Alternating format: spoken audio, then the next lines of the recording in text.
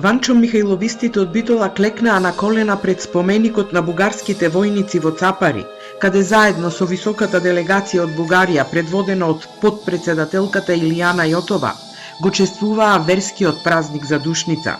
На настанот се интонираа химните на двете држави, Македонија и Бугарија, но сепак не изостана и познатата националистичка реторика во официјалните обраќања.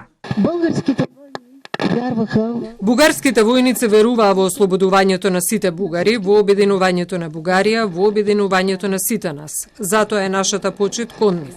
Да се потсетиме тука во ова место што кажуваа локалните жители, дека многу војници се погребани тука на овие гробишта, а други на селските гробишта, затоа што за народот бугарите беа своји.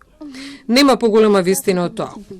Колку и страници да бидат напишани, колку и анали да се отворат, вистината е таа што ја раскажуваат луѓето. Пред присутните се обрати и поранешниот председател на Бугарија Ѓорги Прванов, кој се заблагодари на Македонија за одржувањето на бугарските гробишта и споменици, но и рече дека ова е ден за оддавање почит на сите оние кои ги дадоа своите животи за бугарската национална кауза. Отново сме заедно на задушница. Повторно сме заедно на војничка задушница. Време е за длабока почит кон оние што ги жртвуваат животите за нашата национална идеја. Секогаш кажувам дека војните што ги водела нашата армија се праведни војни. Тоа се војни за ослободување на нашите сонародници и обединување во една национална држава.